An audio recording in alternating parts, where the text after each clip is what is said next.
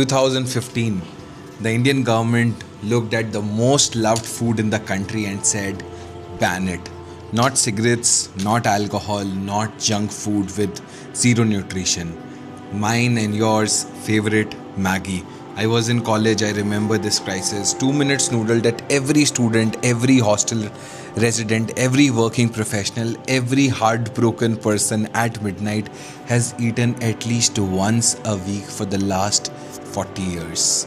And Nestlé, the company that makes Maggi, spent 320 crore destroying their own product. Burning packets, crushing noodles, pouring sauce down drains. 320 crore gone. And then something happened that nobody predicted. Not the government, not Nestlé, not a single analyst on earth. Maggi came back and sold more than ever before. This is the story of the greatest comeback in the Indian business history. And honestly, it is also a masterclass in why banning something is sometimes the best advertisement you never paid for. Let's go. First, let's talk about where Maggi actually came from, because most people think Maggi is an Indian brand. It is not. Maggi was started by Julius Maggi, a Swiss entrepreneur in 1872. Yes, 1872, Swiss Julius. The most Indian thing you eat for dinner was invented by a Swiss man named Julius. Julius noticed that Swiss factory workers were working such long hours that they had no time to cook proper meals. So he invented quick cook peas, bean soups, fast food before fast food existed. Nestlé acquired Maggi in 1947 and brought it to India in 1983. 1983, India had never seen instant noodles. Nobody knew what to do with them. Nobody ate noodles. Noodles were not Indian. Nestle had one job: convince a billion people who had never eaten noodles to eat noodles. And the way they did it is one of the greatest marketing strategies in Indian history. How do you sell noodles to a country that doesn't eat noodles? You don't sell noodles. You sell 2 minutes and a mother. Maggi campaign, 2-minute noodle, was not about the food. It was about the time. Working mothers from India in 1980s were entering into the workforce in large numbers. They had less time, more guilt, kids who needed to be fed. Maggi said, you can feed your child something hot and tasty in 2 minutes. The guilt disappeared. The sales appeared, and they did something genius. They went to schools, free samples to children across India. You give a child Maggi at the age 6, he eats it for the next 40 years, 50 years of his life. By the time those children became teenagers, students, hostel residents, they did not need advertising. Maggi was already home. By 2014, Maggi had 80% market share of the Indian instant noodle market, 2,000 crore in annual sales, the single most consumed packaged food in the country. And then someone found lead. June 2015, a food safety officer in Uttar Pradesh tests a packet of Maggi. The result come back: lead content 17 times above the safe limit. MSG, monosodium glutamate, present when the packet said no added MSG. The government moved fast. FSSAI, the Food Safety and Standards Authority of India, orders Nestlé to recall every packet of Maggi from every shop in the entire country. 38,000 tons of Maggi across India pulled from shelves and destroyed. And India lost its mind. Let me paint you a picture of what June 2015 looked like in India. Students in hostels rationing their last packets like it's wartime. People buying 50 packets at once before the ban hit their city. WhatsApp groups, this was peak WhatsApp, full of people sharing the location of shops that still had Maggi. Memes, countless. How will I survive? Maggi is life. Life is over. How do we give exams? How do I stay awake at night? Like, it was crazy. And I was in college. I was in third year. I remember real people, real panic.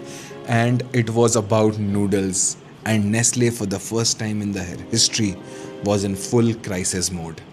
They destroyed 320 crore of their own product in landfills and rivers and whatnot. The stock prices dropped 15% in one day. Maggi was gone. And everyone was absolutely certain that it would never come back. And everyone was wrong. You know what this reminds me of? Every student who has been told that the country is not an option because Canada said no, UK is too expensive, Australia rejected your visa, and students panic exactly like Indians panicked when Maggi got banned. What do I do? Everything is over, there is no option. But there is always an option.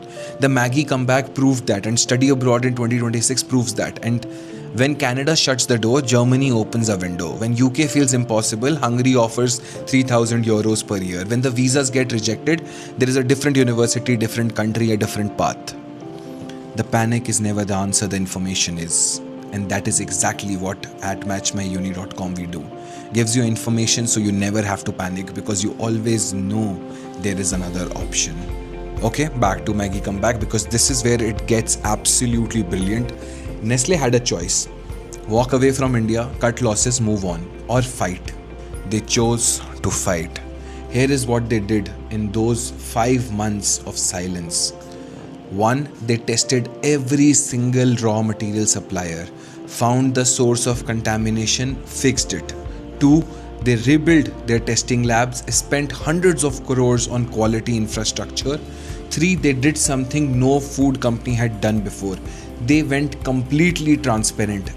Every test result published publicly, every lab report available to anyone, every conversation with regulators on record. In a world where companies hide behind lawyers, Nestlé opened their entire operation to public scrutiny. And then, November 2015, 5 months after the ban, Maggi returned. Boom, boom, not quietly, not carefully. They launched the campaign that said, "We missed you too." It was not a corporate statement, it was a love letter from a brand to a billion people who had been eating Maggi from their childhood. And India responded. The first batch sold out in hours, not days, hours. Within 6 months, Maggi had recovered 50% of its market share. Within a year, back to 60%.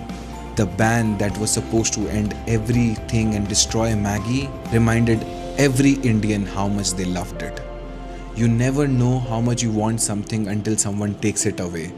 Nestlé did not plan the ban, but they used it, and that is a business genius. India revenue before the ban 2,000 crore. Revenue during the ban 0. Revenue 1 year after the return 2,500 crore, higher than before the ban. Higher than before the ban. How? 3 reasons. 1. The sympathy factor. When Maggi came back, Indians bought it not just because they want noodles. They bought it because they felt loyal to it, like welcoming back an old friend. 2. The quality story. Nestle used the ban to completely went transparent, show to people that, we are doing everything perfect. And then they communicated that absolutely clearly. 3. The nostalgia premium. Maggi launched new variants, limited editions, regional flavors, Atta Maggi, Oats Maggi, masala variants for different states. They came back with more products than they left with. The ban cost Nestle 320 crore. The comeback made them billions more than they would have made if the ban never happened. This is the most accidental marketing strategy in the history of Indian business, and it worked perfectly. Here is what most Indian people do not know about. Maggi is not just India. Maggi cubes, the small yellow stock cubes, are one of the most consumed food products in Africa. Nigeria, Ghana, Kenya, Tanzania, Uganda, Zimbabwe. Walk into any kitchen across West and East Africa, there is a Maggi cube. Not Knorr, not any other brand, Maggi.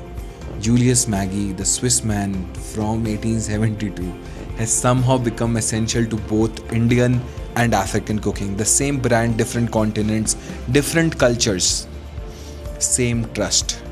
That is the power of a product that solves a real problem. It crosses every border, every culture, every language. Just like quality education crosses every border, every culture, every language. A degree from Germany is recognized in Nigeria, also in India, also in Kenya, also in Zimbabwe. Quality travels always. Here is what Maggi story actually teaches us. After the worst thing possible happened, being banned, destroyed, humiliated, Maggi came back. Better, stronger, more loved than before. Every student watching this who has been rejected, visa rejected, university said no, parents said it's not possible. The comeback is always bigger than the original. Maggi proved it. 5,000 plus students we have placed after being told no, proved it every single day. Share this video with one person who ate Maggi this week and has no idea how insane this story is. Comment below, where were you during the Maggi ban of 2015? What was your reaction? I want the story's best comment. Let's feature it. See you tomorrow. Now go make Maggi 2 minutes. You know the drill.